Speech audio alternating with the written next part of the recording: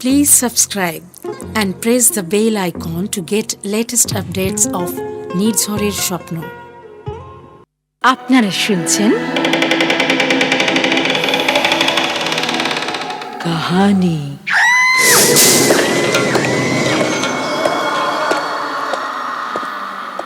গল্পপ্রেমী পাঠক পাঠিকাদের জন্য নির্ঝরের স্বপ্ন প্রযোজিত কাহিনী গল্প পাঠের অনুষ্ঠানে চিরকালীন ও সমকালীন সাহিত্যিকদের গল্পে আপনাদের স্বাগত।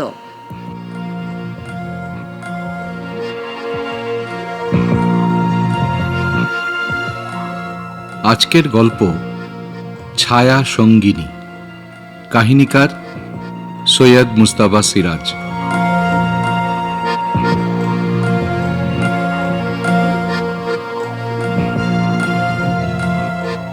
শুরু হচ্ছে গল্প ছায়া সঙ্গিনী।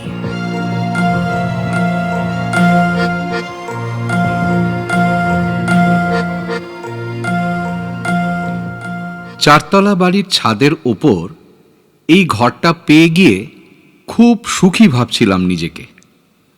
18 ফুট লম্বা, 12 ফুট চওড়া একটা ঘর মাত্র 100 টাকা ভাড়ায় পেয়ে যাওয়া যে কি সৌভাগ্য তার কি বলবো।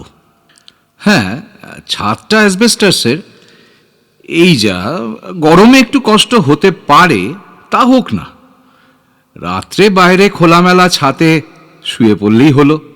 ছাদটাও প্রকাণ্ড, রীতিমতো খেলাধুলা করা যায়। পূর্ব কলকাতায় এই তল্লাটে এমন পুরনো বাড়ি খুব কমই আছে। রেললাইন, গোরস্থান, কলকারখানা আর ওই এখানে ওখানে প্রচুর গাছপালা রয়েছে।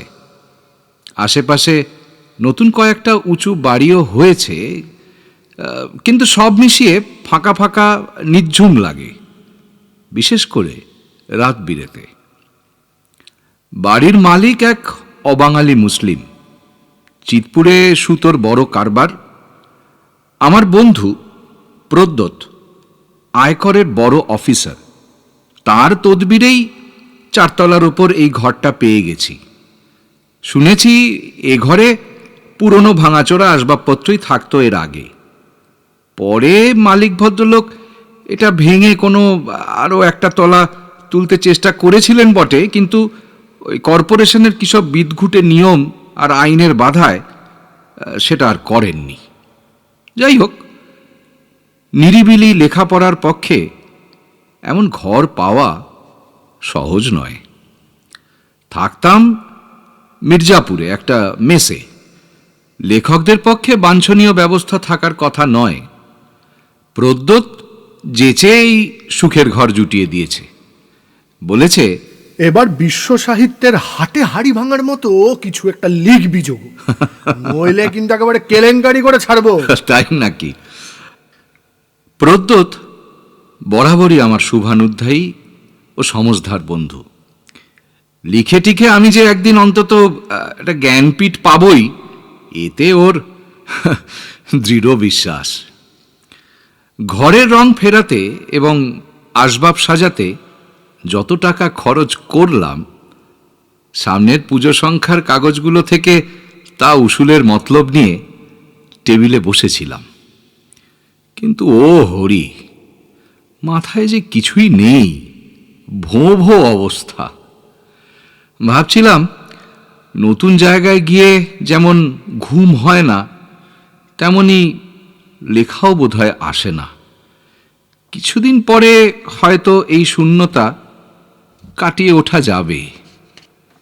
দিন 7 পরে দুপুরবেলা সিঁড়ি দিয়ে নামছি, দোতলার একটা ঘরের সামনে দেখি এক যুবতী দাঁড়িয়ে আছে। আমার চোখে চোখ পড়তেই হেসে নমস্কার করে বলল, নমস্কার, নমস্কার। একটা কথা জিজ্ঞেস করব? হ্যাঁ, কেন করবেন না? আপনি কি লেখক যোগব্রত রায়? হ্যাঁ। আপনি চেনেন আমায়? আপনি কিভাবে জানলেন? ওই যে আপনার ঘরের দরজায় নেম প্লেট লাগানো আছে। তাছাড়া তাছাড়া আপনার চেহারা আর ভাবভঙ্গি দেখেই বোঝা যায়। ও আচ্ছা আচ্ছা, তাই নাকি? তাই বুঝি? আপনি যখন রাস্তায় হেঁটে যান মুখটা নিচু থাকে, সব সময় প্লট ভাবেন তো? ভালো করে তাকিয়ে দেখলাম যুবতীটি বিবাহিতা, বয়স 22-24-এর বেশি হতেই পারে না। কেমন একটা কচি খুকি খুকি ভাবভঙ্গিও আছে মুখে। আমাকে ও লক্ষ্য করে, এতে স্বভাবত আমার অবাক লাগারই কথা। বললাম, আপনি এই ফ্ল্যাটেই থাকেন? থাকতাম। থাকতেন? এখন মাঝে মাঝে আসি। জানেন, এই ফ্ল্যাটটার ওপর আমার কেমন একটা মায়া জন্মে গেছে। আচ্ছা আচ্ছা, একটা অনুরোধ করব? হ্যাঁ, নিশ্চয়ই নিশ্চয়ই, বলুন। আমি যদি আমার লাইফ হিস্ট্রি বলি, আপনি তা নিয়ে একটা উপন্যাস লিখবেন, খুব রোমাঞ্চকর। মাথায় ছিট আছে নাকি রে বাবা? কথাবার্তা কেমন যেন গোলমেলে ঠেকছে যে। অবশ্য সবাই ভাবে তার নিজের জীবনটা ভারী রোমাঞ্চকর এবং তা নিয়ে উপন্যাস লেখা যায়, কিন্তু এর চাউনিতে ক্রমশ একটা অপ্রকৃতিস্থ ভাব যেন মাঝে মাঝে ফুটে উঠছে। গায়ের রং ঘোরালো সিঁড়ির হালকা অন্ধকারে কেমন পাণ্ডুর দেখাচ্ছে, পাতা চাপা ঘাসের মতো।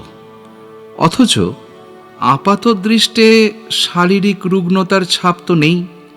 ছিপছিপে গড়ন হলেও নিটোল এবং মাংসল, শুধু চাহনি ভাষা ভাষা। আর আর ওই কপালে 3টে স্পষ্ট ভাঁজ এবং চোখের তলায় ঈষৎ বাদামি ছোপ। কেন? ভিতরে কোনো গভীর দুঃখ টুক্ষ আছে? আর অনিদ্রায় ভোগে? আমি বললাম, তা বেশ, আগে শুনব, তারপর সে কথা। কিন্তু এখানে দাঁড়িয়ে তো শোনা যায় না। আমি কি তাই বলেছি? আপত্তি না থাকলে আপনার ঘরেই বরং যেতে পারি। আমার ঘরে? হুম। হে নির্ঘাত ছিটগ্রস্ত, হিস্টেরিক টাইপ। দ্বিধায় পড়ে বললাম, কিন্তু এখন যে আমি একটু বেরোচ্ছি। ও কি বলতে ঠোঁট ফাঁক করেছে, সেই সময় পিছনের ফ্ল্যাটের দরজায় একটা শব্দ হলো। আমি ঘুরলাম।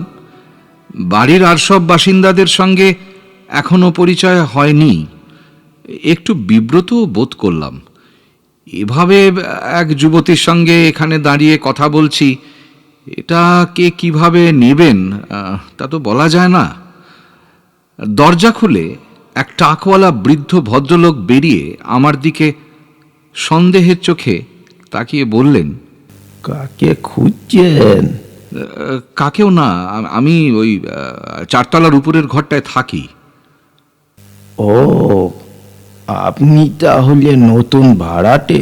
হ্যাঁ হ্যাঁ হ্যাঁ, ঠিকই ধরেছেন। কি যেন নাম আপনার? আগে যোগব্রত রায়। আচ্ছা, আমি হেরম্ব মৈত্র।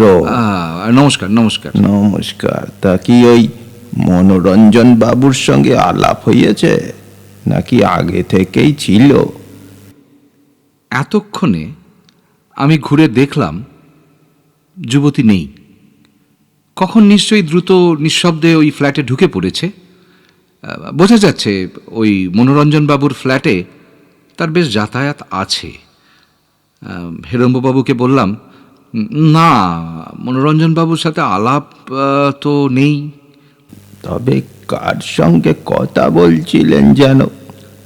ওই এক ভদ্র মহিলার সাথে। কথাবার্তা শুনেই তো দরজা খুললাম। ও আচ্ছা আচ্ছা।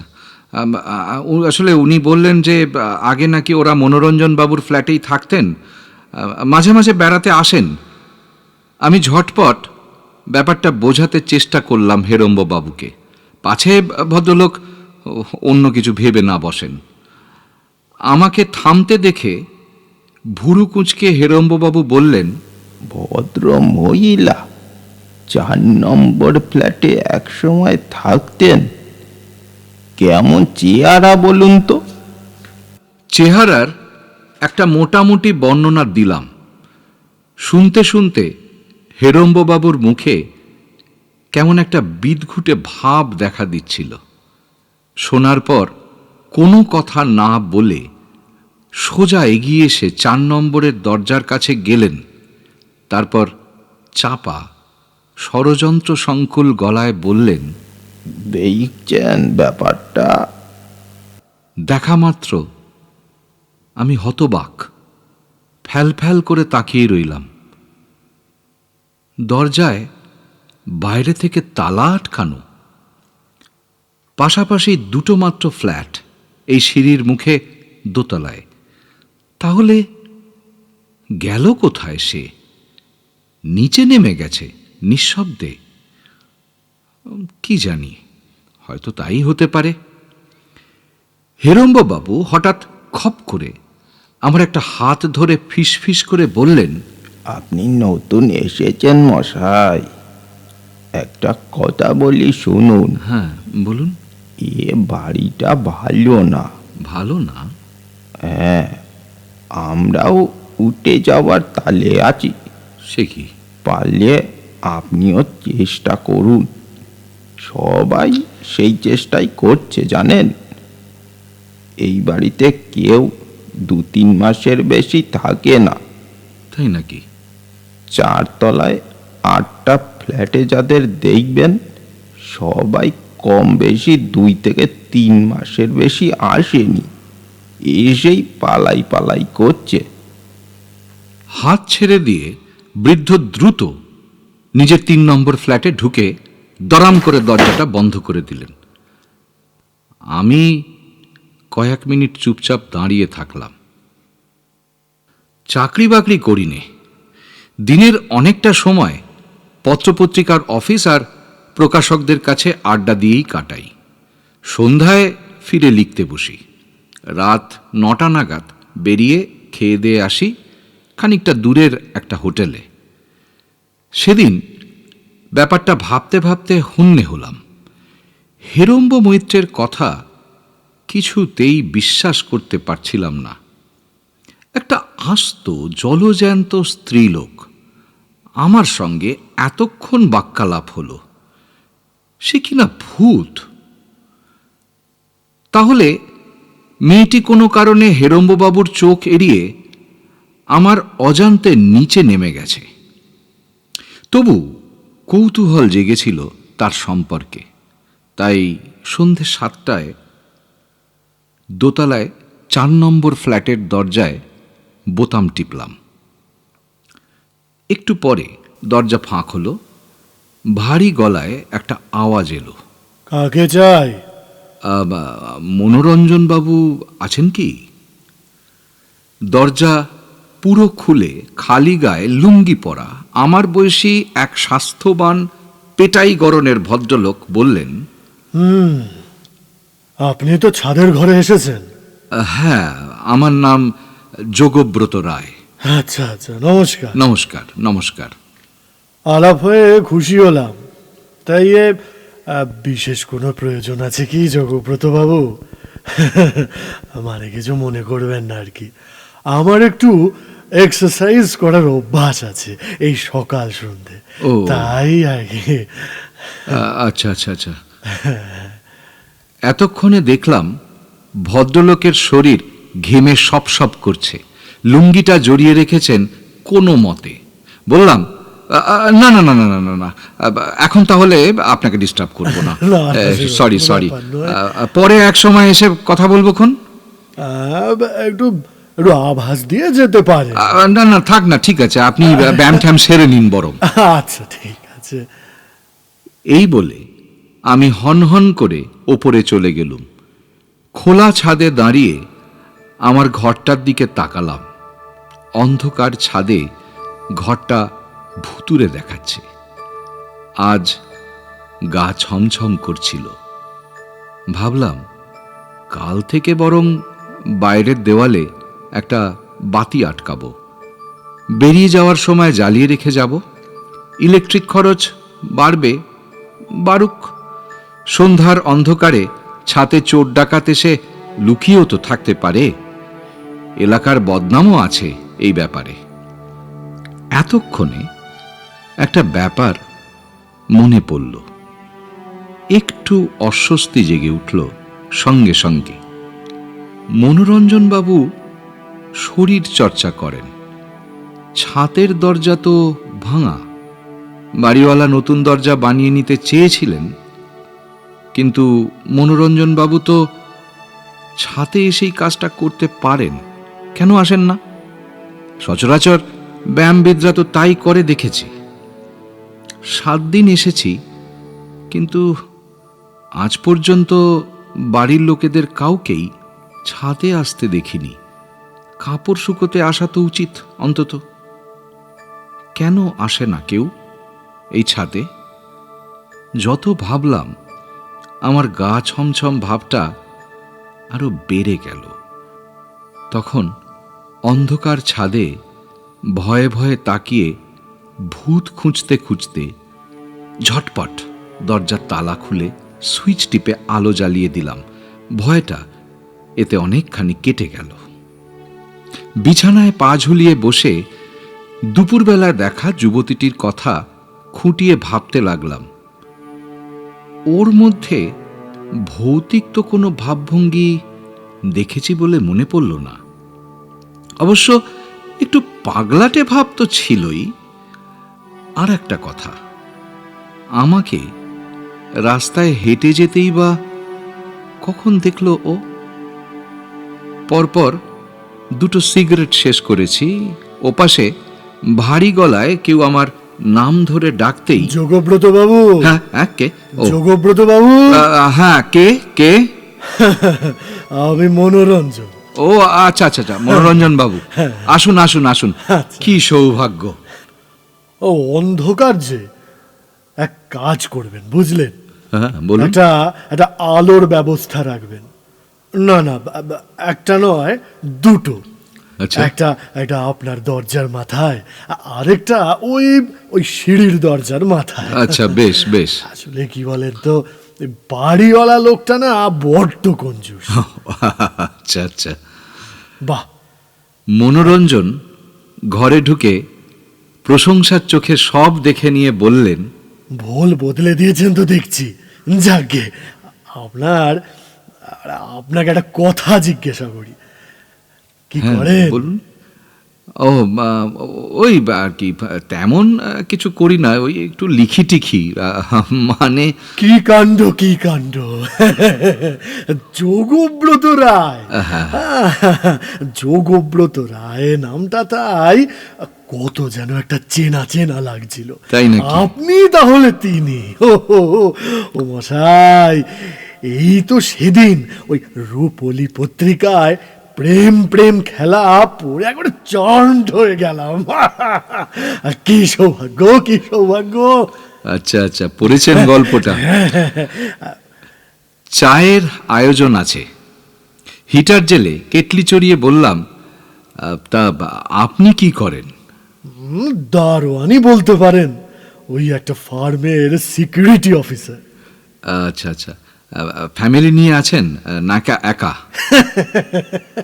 এই আপনার মতোই একেবারে একা।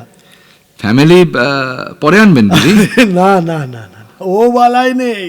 আচ্ছা। বাবা বেঁচে আছেন, থাকেন ওই দাদার কাছে দিল্লিতে। আমি মশাই ওই কোম্পানির পয়সায় একটা বড় ফ্ল্যাটে থাকি। তবে যা মনে হচ্ছে, বেশি দিন না থাকা যাবে না। তাই কেন বলুন তো? বাড়িটা তো ভালোই। ভালো? কত ভালো আপনিও টের পাবেন। থাকুন না, থাকুন না কিছুদিন। কেন, ভূত প্রেত আছে নাকি? বললে বিশ্বাস করবেন, এ বাড়িতে অনেকেই একটা মেয়েকে দেখতে পায়। প্রথমবার আলাপের সময় বোঝাই যায় না সে আসলে কি, পরে বোঝা যায়। আমি মশাই প্রথমে শুনে বিশ্বাস করিনি। তারপর দিন কয়েক পরে এক ছুটির দিন দুপুরবেলা হঠাৎ দরজার ঘন্টায় বোতাম টিপল কেউ। খুলে দেখি বছর 22-23-এর একটি মেয়ে। সেটিতে সিঁদুর আছে, হাতে শাখা ফাঁকাও আছে। আমাকে অবাক করে না বলা না কওয়া একেবারে ঘরে ঢুকে আসছে দেখে আমি কিঞ্চিৎ সরে দাঁড়ালাম।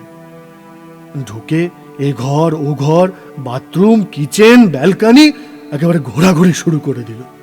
আমি হতবাক। এরপর জিজ্ঞাসা করলাম, কে আপনি? কি ব্যাপার? বললে বিশ্বাস করবেন না মশাই। করব, বলুন। প্রশ্ন শুনে কেমন ঠান্ডা চোখে তাকিয়ে হাসলো। হাসি দেখে আমার একেবারে গা বাজছিল। তারপর বলল কি জানেন? আমি তো এই ফ্ল্যাটেই থাকতাম, খুব মায়া পড়ে গেছে, তাই দেখতে আসি। নাম জিজ্ঞেস করলাম। বলল সুমতি। ওর স্বামীর কি একটা ওই ট্রেডিং কনসার্ন আছে, এখন থাকে বেলেঘাটায়। তারপর সে ফের বাথরুমে ঢুকলো তো ঢুকলোই, আর বেরুচ্ছে না। সে কি? 1 ঘন্টা কেটে গেল। তখন ভাবলাম ফিট হয়ে পড়ে রইল নাকি। তারপর? বাথরুমের দরজায় টোকা দিতে গিয়ে টের পেলাম দরজা তো আটকানোই নেই, ঠেলতেই খুলে গেল। তারপর ও কি দেখলেন? একটা ডেড বডি। Dead body? সম্পূর্ণ উলঙ্গ একটা ডেড বডি। সেই মেয়েটি, গলাটা ফাঁক হয়ে আছে, তখনও রক্ত বেরোচ্ছে। সারা বাথরুমের মেঝে একেবারে রক্তে লাল। আমি তো মশাই দেখতেই পাচ্ছেন মোটামুটি সাহসী মানুষ, নার্ভ শক্ত, চোখ বুজে ফেলেছিলাম। খুলে দেখি, ওমা, বাথরুমে কিছু নেই। মনে হলো যা দেখছি ভুল, হ্যালুসিনেশন ছাড়ার কিছু নয়। তারপর? তারপর টলতে ফিরে এলাম বেডরুমে। এসে দেখি আবার বুঝি হ্যালুসিনেশন। সুমতি আমার বিছানায় পা ঝুলিয়ে বসে আছে আর মিটি হাসছে। অমনি আমি খাপ্পা হয়ে চেঁচিয়ে উঠলাম, তো বেড়ে ভূতনি কাহেকা।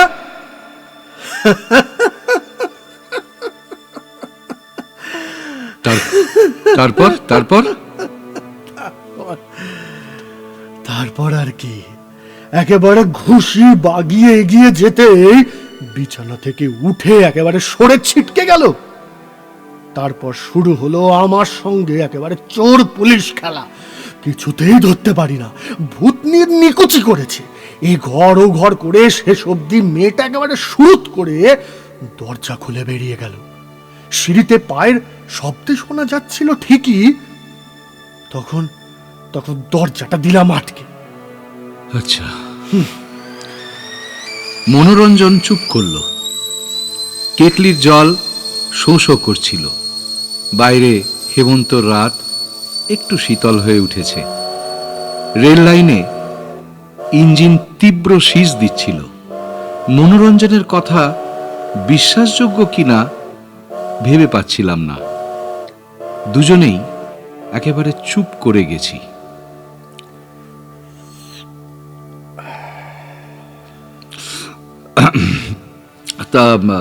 তারপর আর কোনোদিন কিছু দেখেননি? মনোরঞ্জন চায়ের ঢোক গিলে মাথাটা দোলালেন। সেটা হ্যাঁ বা না কোনটা তা বুঝলাম না। সিগারেট দিয়ে এবং নিজেও একটা ধরিয়ে বললাম, আপনার সাহস আছে মশাই, বাথরুমে ঢুকতে ভয় করে না? একটা ব্যাপার কি জানেন, ভূত যদি অতটা স্পষ্ট হয়ে মানুষের গা ঘেঁষে আসে, কথাবার্তা বলে, তাহলে আর তার ভূতত্ব থাকে না। আচ্ছা আচ্ছা। মানুষও তাকে আর অতটা ভয় পায় না, সয়ে যায় আর কি। আমারও তাই হয়েছে। বরং এখন মাঝে মাঝে মনে হয় কেন সে এমন স্পষ্ট হয়ে আর আর দেখা দিচ্ছে না?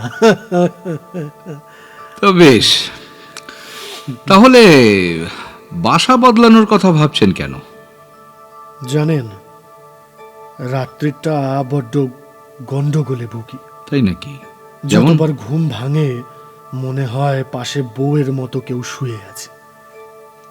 বেশ টের পাচ্ছি, বুঝলেন। এমনকি সে আমার গা ঘেঁষে আসছে, কিন্তু সত্যি কেউ নেই। এ এক অদ্ভুত সমস্যা। আমি তো মশাই পুরুষ মানুষ, ব্যাচেলার। আমি ভীষণ উত্তেজিত হয়ে উঠি তখন। একটা মেয়ে দিব্যি পাশে শুয়ে আছে, অথচ হ্যালুসিনেশন আর কি। আচ্ছা, হ্যাঁ, এবার উঠি, বুঝলেন। আচ্ছা বেশ। আপনি আপনি কি যেন বলবেন বলছিলেন? না, আর কিছু না, ওই এই ব্যাপারটাই। ও, তা কিভাবে জানলেন বলুন তো? হেরেম্বদা কিছু বলেছে নাকি? আগে না, সুমতির সঙ্গে আজ দুপুরে আপনার ঘরের দরজায়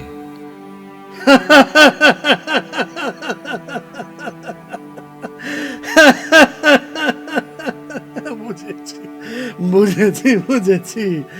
তবে আমার ধারণা সুমতি কোনো ক্ষতি করবে না। মনের ভয়টা কাটিয়ে উঠতে পারলেই ও কোনো প্রবলেমই নয়, বুঝলেন।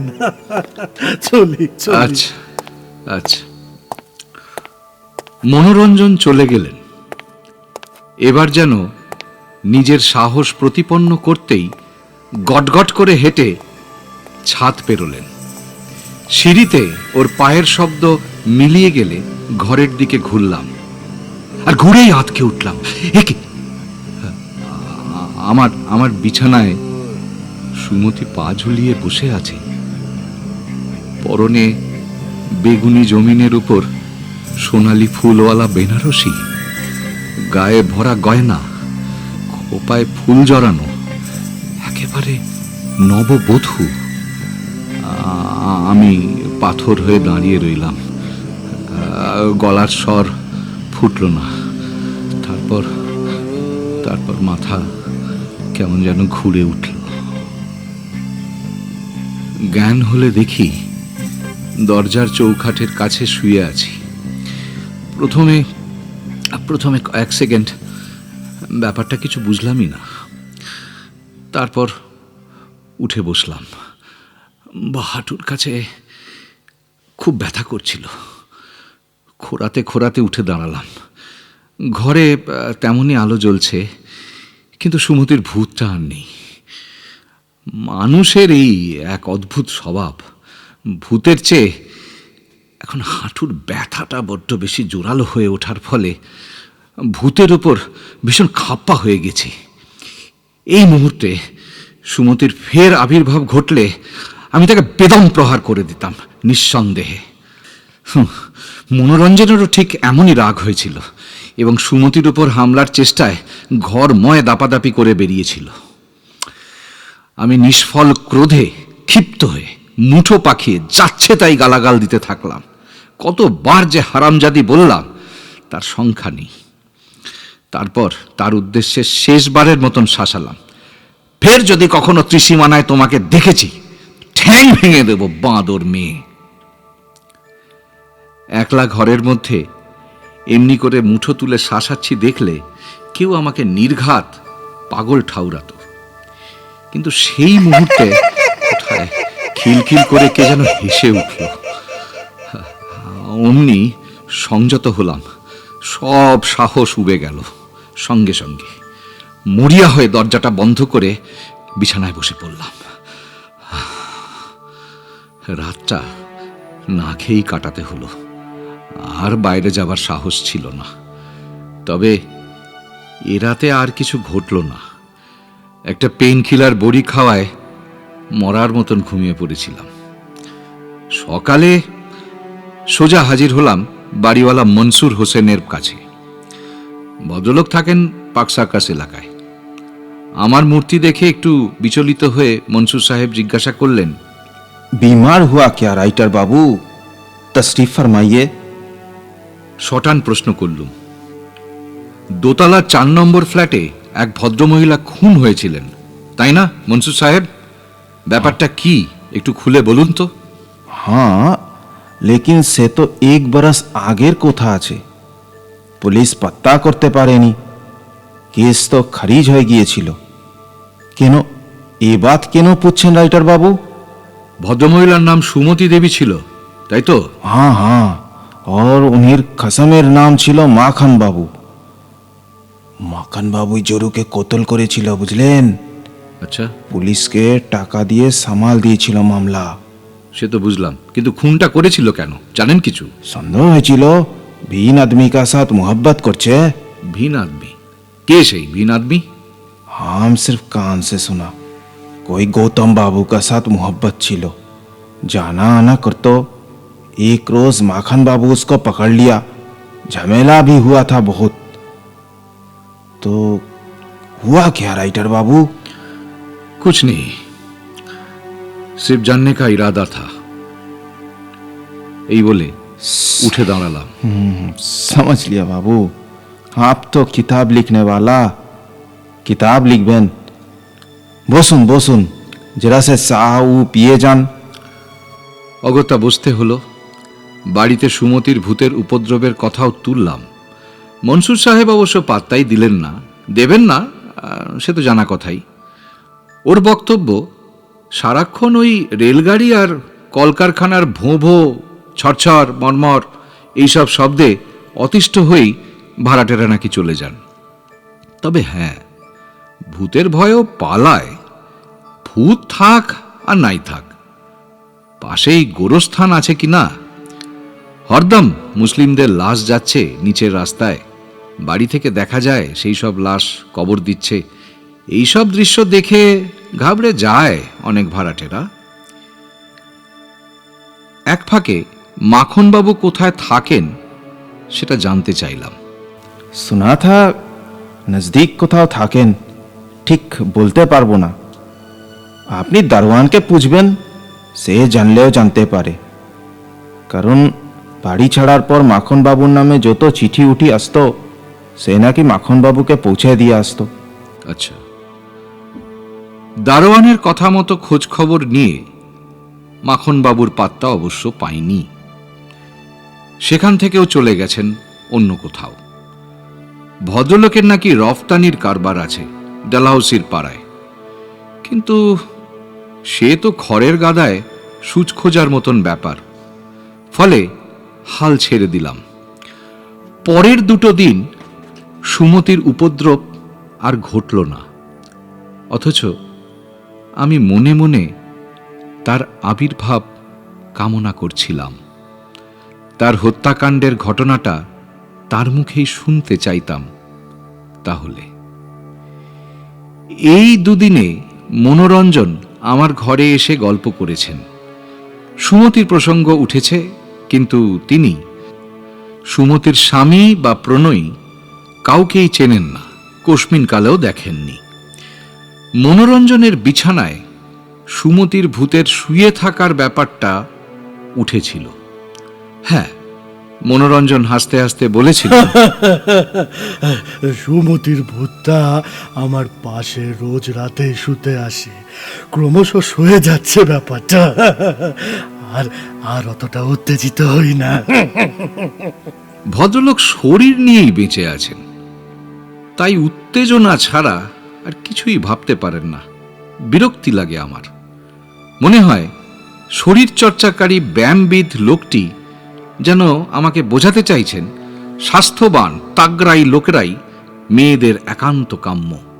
সুমতি মরে গিয়েও তাই তার প্রতি আসক্ত হয়েছে, ওর পাশে তাই রোজ রাতে শুতে আসে। কি ভাবেন নিজেকে মনোরঞ্জন? আহাম্মক আর কাকে বলে? রাতে শুয়ে মনে মনে বলছি, সুমতি লক্ষ্মী বোনটি, গালমন্দ করব না, ভয়ও পাব না। তুমি একবারটি এসো, তোমার লাইফ হিস্ট্রি শোনাবে বলেছিলে না? রেল ইয়ার্ডে শীষ দিয়ে চলে গেছে রাতের ট্রেন। কতক্ষণ তার শব্দ, তারপর হয়তো গোরস্থানের দিক থেকে একটা হাওয়া উঠেছে। হাওয়াটা এই বাড়ির উপর দিয়ে সনসন করে চলে গেছে অনেক দূরে। হেমন্ত রাতের নক্ষত্রপুঞ্জে সুমতির আত্মা কি এখন দীর্ঘ সূক্ষ্ম বর্ণময় রশ্মিরেখার মতো আনমনে ঘুরে বেড়াচ্ছে এক মহাকাশ থেকে আর এক মহাকাশে? সে কি আমার কাছে অপমানিতা হয়েই মানুষের প্রতি গভীর দুঃখ ও ঘৃণার অমর্ত্যগামিনী হয়ে গেল? আর কি আসবে না পৃথিবীতে তার ফেলে যাওয়া 4 নম্বর ফ্ল্যাটের সংসার স্মৃতিতে? নিজের প্রতি রাগে ক্ষোভে ছটফট করেছি দুটো রাত। সুমতি নববধূর বেশে আমাকে তার জীবন কাহিনী শোনাতে এসেছিল। আমি মূর্খের মতন আচরণ করেছি। তাকে দেখে আমার ভয় পাওয়া উচিত হয়নি, একেবারেই উচিত হয়নি। মৃতেরা যখন জীবিতের রূপ নিয়ে আসে তখন তো বোঝাই যায় তারা ভয় দেখাতে আসে না। ভয় দেখাবার ইচ্ছে থাকলে তো তারা বিকৃত চেহারায় আসতে পারে। সুমতি এসেছিল মানুষের অস্তিত্ব ও চেহারা নিয়ে, যে চেহারা এবং অস্তিত্বে একদা সে বেঁচেছিল তার ছোট্ট সংসারে। কি ভুলই না করেছি এই সরল সত্যটাকে না বুঝে। ছি,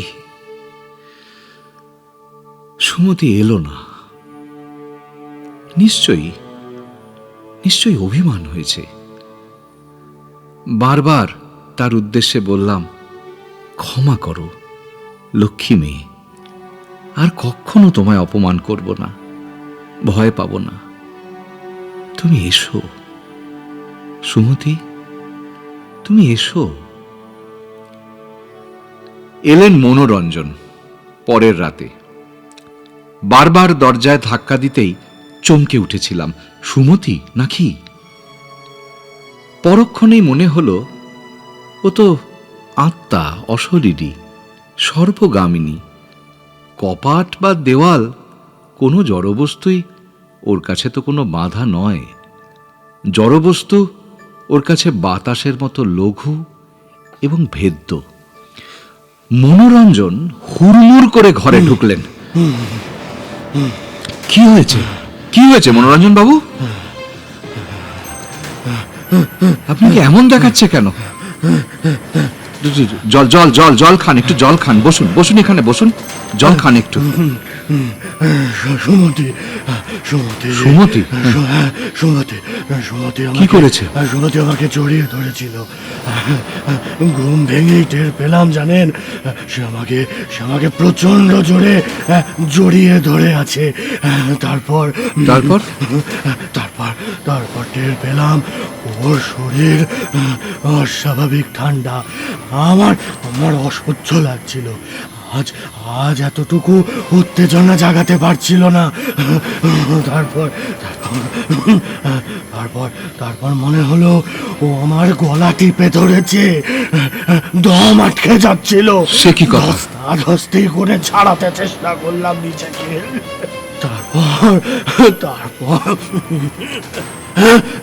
তবে রে হারামজাদি, আজ তোর একদিন কি আমার একদিন। কাকে বলছেন, কাকে বলছেন মনোরঞ্জন বাবু?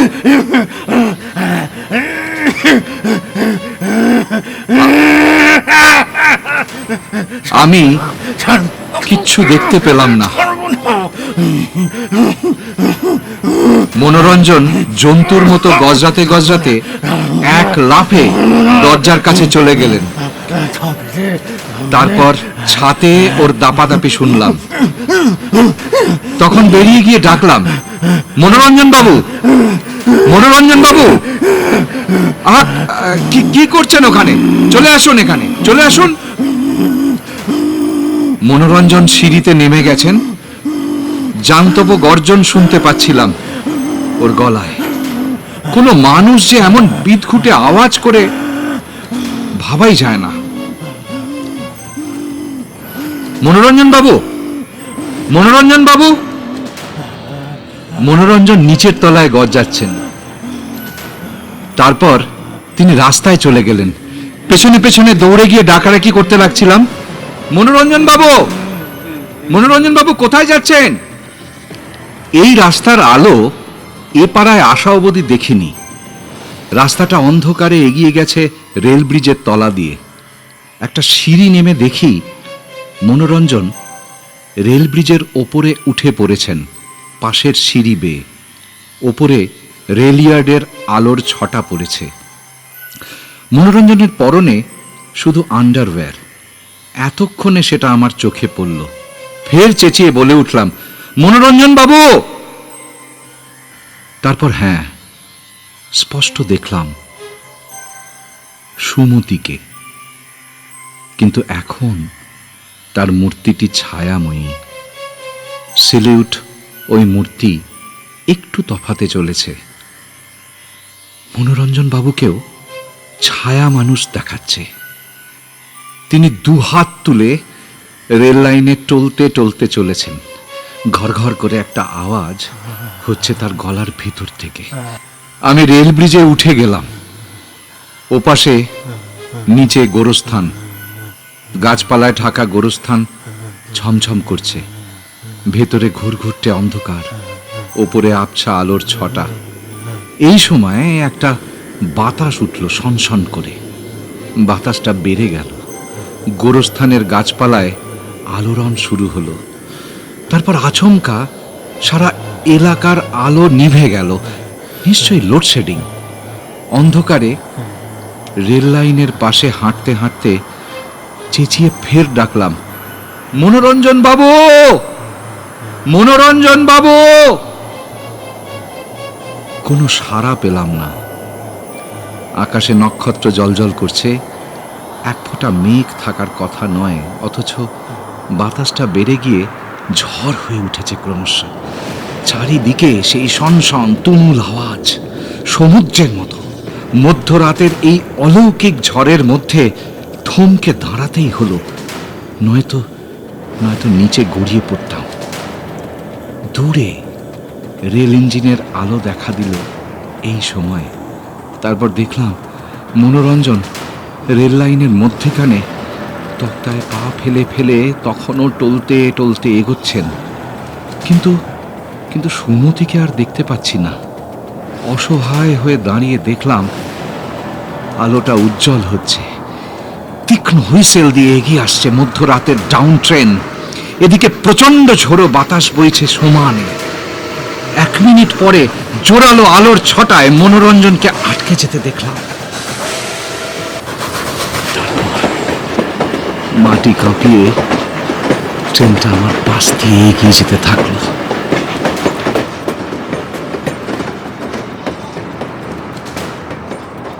ট্রেন চলে গেলে আমি কাঁপতে কাঁপতে সেখানেই বসে পড়লাম। জানি মনোরঞ্জনের কি ঘটেছে। কতক্ষণ আচ্ছন্ন অবস্থায় বসে থাকার পর একসময় মনে হলো ঝড়টা থেমেছে। তখন ওঠার চেষ্টা করলাম। সেই সময় কেউ খুব কাছ থেকে আসতে বলে উঠল, দাদা, কে? আমি সুমতি। সুমতি? হ্যাঁ, বল। দাদা বলে ডাকলাম কিন্তু। বলো, শুনছি। আমার উপরে রাগ করে আছেন, তাই না দাদা? না বোন, তা কি পারি? তুমি এসো, বসো এখানে। আর ভয় করছে না তো? না, একেবারেই না। তুমি বসো সুমতি, তোমার সঙ্গে অনেক কথা আছে। কথা আমারও আছে। আমাকে নিয়ে আপনাকে উপন্যাস লিখতে হবে দাদা। বেশ তো, লিখব। কিন্তু মনোরঞ্জনের ব্যাপারটা কি সুমতি? সচক্ষেই তো দেখলেন ওকে কি শাস্তি দিলাম। শাস্তি? কেন? এখনো বুঝতে পারছেন না? আচ্ছা আচ্ছা, হ্যাঁ হ্যাঁ, পেরেছি পেরেছি পেরেছি। সুমতি, মনোরঞ্জনই কি তোমাকে খুন করেছিল? হ্যাঁ, ওর আসল নাম গৌতম। ও ছিল আমার স্বামীর বন্ধু। আচ্ছা, একদিন দুপুরে ও এলো, ওকে দরজা খুলে দিলাম। আমি কিছু ভাবিনি।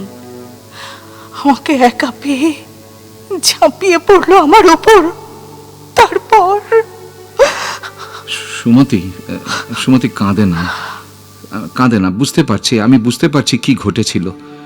তোমার তোমার নারীত্বের অপমান ও করেও ক্ষান্ত হয়নি।